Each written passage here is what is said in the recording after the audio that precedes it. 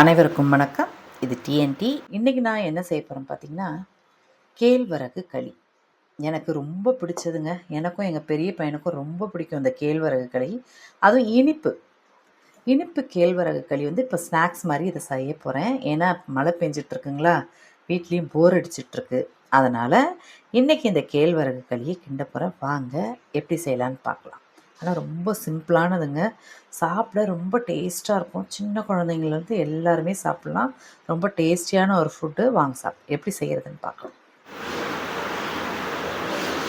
இப்போ இந்த கேழ்வரகு மாவில் நான் பார்த்துருக்கீங்கன்னா ஒரு 3 குழிக்கரண்டி அளவுக்கு எடுத்திருக்கேன். இந்த மாவில் இப்போ தேவையான அளவுக்கு தண்ணி நல்லா நம்ம ஊற்றி கரைச்சி எடுத்துக்கலாம். நல்லா இந்த மாவை கரைச்சி எடுத்துக்கலாம்.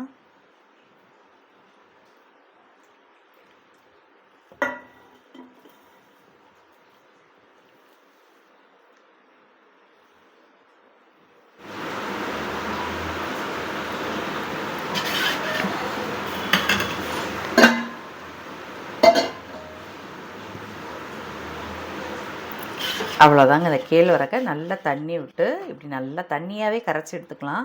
ஏன்னா மாவு வேகணும் இல்லையா, அதனால் நல்லா இந்த பதத்துக்கு நல்லா கரைச்சி எடுத்துக்கலாம். இப்போது அடுப்பில் ஒரு கடாயை வச்சுட்டு அடுத்து என்ன செய்யணும், இப்போ நான் அடுப்பில் ஒரு இரும்பு கடாயை வச்சுருக்கேன். சின்ன குட்டி கடாயாக வச்சுருக்கேன். ஏன்னா அதுக்கு நம்ம எடுத்து வச்சுருக்க மாவுக்கு இது போதும். இப்போ இதில் நான் நெய் சேர்த்துக்கிறேன். இது நெய் தான் சேர்த்து செய்யணுன்னு அவசியம் இல்லை. நம்ம வீட்டில் இருக்க நல்லெண்ணெய், ரீஃபைண்ட் ஆயில் எதுலனாலும் இது சேர்த்துக்கலாம். நான் ஆனால் இப்போ நெய் சேர்த்துக்கிறேன். இது கொஞ்சம் நெய் நல்லா இளகட்டும். அதுக்கப்புறமா நம்ம இந்த மாவை சேர்த்துக்கலாம். இது பார்த்திங்கன்னா ரொம்ப அயன் சத்து அதிகமாக இருக்கிற ஒரு கண்டென்ட்டுங்க. இந்த கேழ்வரகு பார்த்திங்கன்னா அதிக அயன் இருக்க ஒரு ஃபுட்டுங்க. இது லேடிஸ்லேருந்து ஜென்ட்ஸ் வரையும் எல்லாருமே அதிகமாக எடுக்கணும். இதில் நிறைய ப்ரோட்டீன் இருக்குது. அதுவும் இல்லாமல் இது எடுக்கும்போது நமக்கு பார்த்திங்கன்னா ரொம்ப அதிகமான இப்போ நம்ம உடம்பு வலி, கை கால் வலி இதில் இருக்கவங்களாம் பார்த்திங்கன்னா சத்து இல்லாத குறைபாடு தான் இது அப்படிம்பாங்க. நம்ம இந்த கேழ்வரகு எடுக்கும்போது பார்த்திங்கன்னா நார்ச்சத்துலேருந்து அயன்லேருந்து ப்ரோட்டீன் கண்டென்ட் வரையும் நமக்கு எல்லாமே இதில் இருக்கிறதுனால அவ்வளோ உடம்புக்கு ரொம்ப நல்லதுங்க. இதை நம்ம வாரத்தில் 2 தடவையாவது இதை மாதிரி களியாவோ தோசையாவோ இல்லை கூழாவோ எடுத்துக்கிட்டால் ரொம்ப ரொம்ப ரொம்ப உடம்புக்கு ஹெல்த்தியானதுங்க. அதை மாதிரி எடுத்துக்கிறது ரொம்ப நல்லது. இப்போ நான் இதை ஸ்நாக்ஸாக சாப்பிட்ணுன்னு ஆசைப்பட்றேன். ஏன்னா என் பையனும் நானும் எப்போ போர் அடிக்குதோ அந்த நேரம்லாம் இந்த களியை தான் கிண்டி சாப்பிடுவோம். அதனால தான் இப்போ நான் இந்த களியை இப்போ கிண்டுறேன். ஏன்னா மழை பெஞ்சு ஓஞ்சிருக்குங்களா இப்போ. அதுவும் இல்லாமல் வெளியே யாரும் கடைக்கு எதுவும் அதுவும் இல்லாமல் கடைக்கு போய் எதுவும் வாங்குறதுக்கு எதுவும் இல்லை. அதனால் இன்றைக்கி இந்த களியை கிண்டிடலாம் அப்படின்னு. அப்படியே உங்களுக்கும் இது ஒரு யூஸ்ஃபுல்லாக இருக்குமே. நீங்களும் வீட்டில் அப்படி இருந்தீங்கன்னா செய்யலாம் இல்லையா. அதனால தான் நான் நெய் நல்லா சுற்றுச்சு இந்த கலவையை அதில் நான் சேர்த்துக்கிறேன். கேழ்வரகு கரைச்சி வச்சதை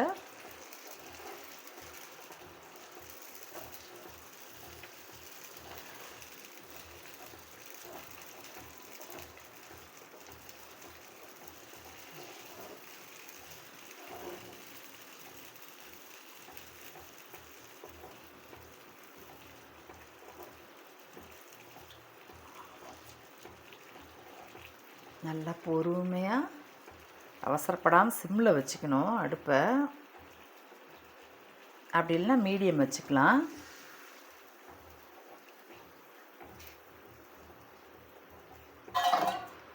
நான் இது கூடவே நம்ம அந்த பாத்திரத்தில் கரைச்சி வச்சோம் இல்லையா, அதுலேயே கொஞ்சம் அலசி இதில் அப்படி விட்டுறேன்.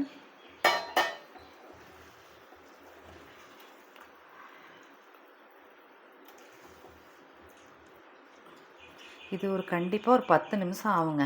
ஆனால் சீக்கிரம் செஞ்சிடலாம். அந்த 10 நிமிஷத்துலேயே அழகாக சூப்பராக வந்துடும். நமக்கு வேக வேக வாசனையும் செம்மையாக இருக்கும். இது சாப்பிடும்போது இன்னும் ருசியாக இருக்கும்.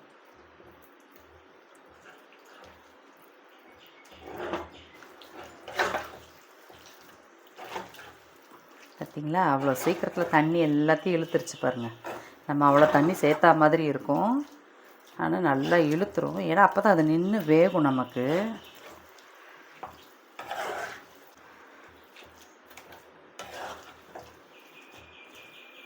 நம்ம கிண்ட கிண்ட இதை மாதிரி கலர் மாறிக்கிட்டே இருக்கும். தருக்கு பார்த்தீங்களா, இதை மாதிரி மாறிக்கிட்டே இருக்கும். நம்ம நல்லா இதை கிண்டணும்.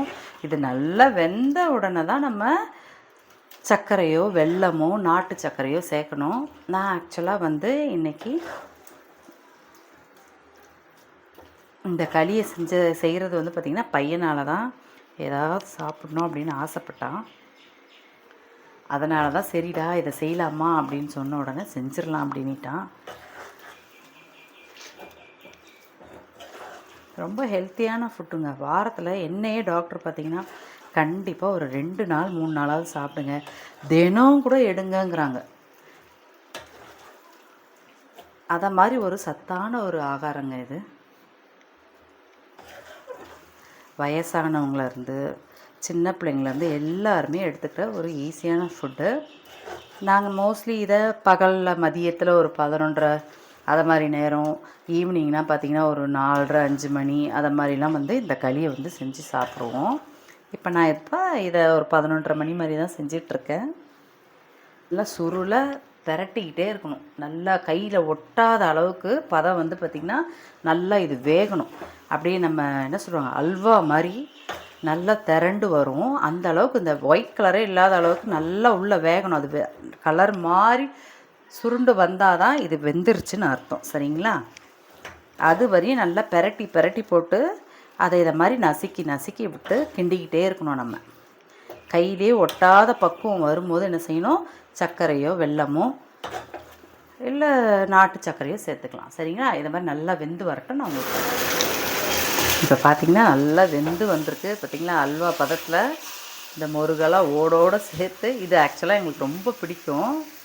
இதை மாதிரி வர்றது ரொம்ப மொறுமொறுப்பாக சாப்பிடும்போது ரொம்ப டேஸ்ட்டாக இருக்கும். அந்த இனிப்பு கலவையோடு சேர்த்து சாப்பிடும்போது நல்லா பார்த்திங்கன்னா அல்வா மாதிரி ஒட்டாமல் அப்படியே திரண்டு உருண்டு வந்துருச்சிங்களா.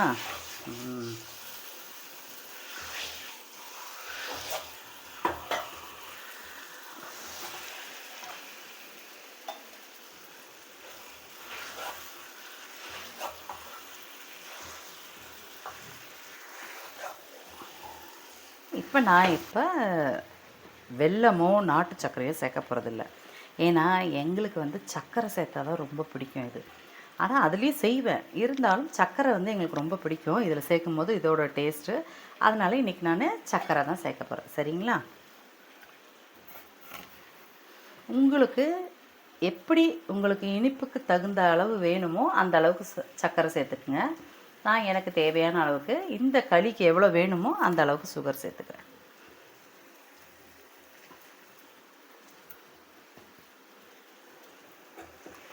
என்னடா சர்க்கரை சேர்த்து சாப்பிட்றாங்களே, அப்போ அதோடய சத்து இல்லாமல் போயிடுமோ அப்படிலாம் நீங்கள் நினைக்க வேண்டாம்.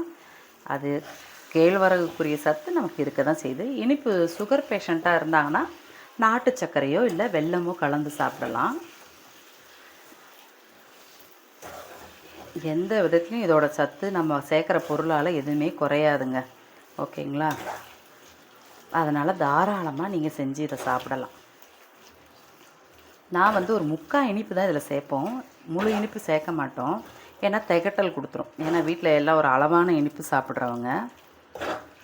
பையன் பார்த்திங்கன்னா இன்னும் அந்த அவர் டயட்டு அது இல்லாமல் இந்த ஜிம்முக்கெல்லாம் போகிறவர் இல்லைங்களா. அதனால் அவர் இனிப்பு அரை இனிப்பு தான் 3/4 அவன் எடுப்பானே. நான் ஒரு 1/4 கூட்டி போட்டு 3/4 எடுத்துருக்கேன். நல்லா பெரட்டி பெரட்டி அந்த சர்க்கரை கரைகிற அளவுக்கு நல்லா அந்த கேழ்வரகோடு சேர்த்து நல்லா மிக்ஸ் பண்ணி விடணும். ஏன்னா இல்லைனா ஒரு பக்கமே நின்றுடும். ஏன்னா கொஞ்சம் டைட்டாக இருக்கும். இது விழுவிழுன்னு இருந்தாலும் நமக்கு அது கிண்டு அவ்வளோ சீக்கிரம் வராது. சரிங்களா? அதனால் கொஞ்சம் அழுத்தம் கொடுத்து பெரட்டி போட்டு போட்டு எடுத்துடலாம். நமக்கு மாவு கரைக்கிற அளவு தாங்க இதுக்கு டைமே. மற்றபடி அடுப்பில் ஏற்றிட்டோன்னா ஒரு 10 நிமிஷம் தான். ரொம்ப நேரம்லாம் கிடையவே கிடையாது.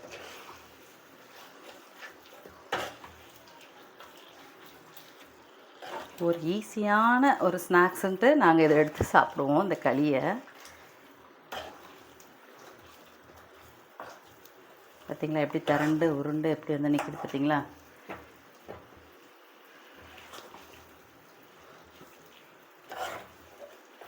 இதுக்கு முன்னாடியே நான் வீடியோவில் உளுந்தங்களிலாம் போட்டிருப்பேன் நான். அதிலலாம் பார்த்தீங்கன்னா நாட்டு சக்கரை அது மாதிரி தான் சேர்த்துருப்பேன். இதில் கருப்பட்டி கூட சேர்க்கலாம். கருப்பட்டி கூட சேர்த்திங்கன்னா அது ஒரு டேஸ்ட் ரொம்ப செம்மையாக இருக்கும்.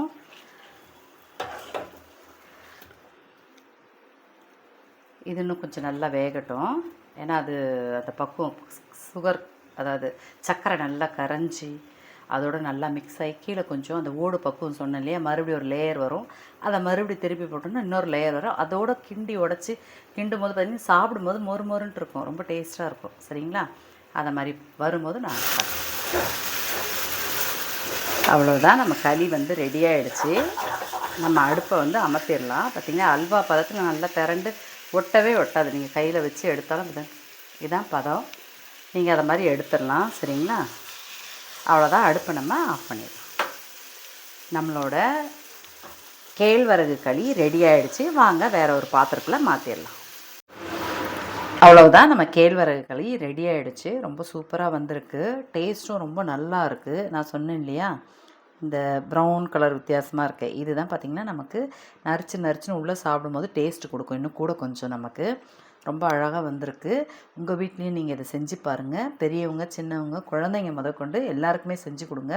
ஒரு ஹெல்த்தியான ஸ்நாக்ஸாக இருக்கும். இது இனிப்பு இருக்கிறதுனால குழந்தைங்க ரொம்ப விரும்பி சாப்பிடுவாங்க. உங்களுக்கு இருக்கேன், நான் சர்க்கரை சேர்த்துருக்கேன். உங்களுக்கு வேணுன்னா வெல்லமோ கருப்பட்டியோ நாட்டு சர்க்கரையோ எதுனாலும் நீங்கள் சேர்த்துக்கலாம். கண்டிப்பாக உங்கள் வீட்டில் இதை ட்ரை பண்ணி பாருங்கள். இந்த வீடியோ உங்களுக்கு பிடிச்சிருந்தா லைக் பண்ணுங்கள், ஷேர் பண்ணுங்கள், சப்ஸ்கிரைப் பண்ணுங்கள். மறக்காமல் அந்த பெல் ஐக்கான் பட்டனை தட்டி விட்டுடுங்க. Bye friends.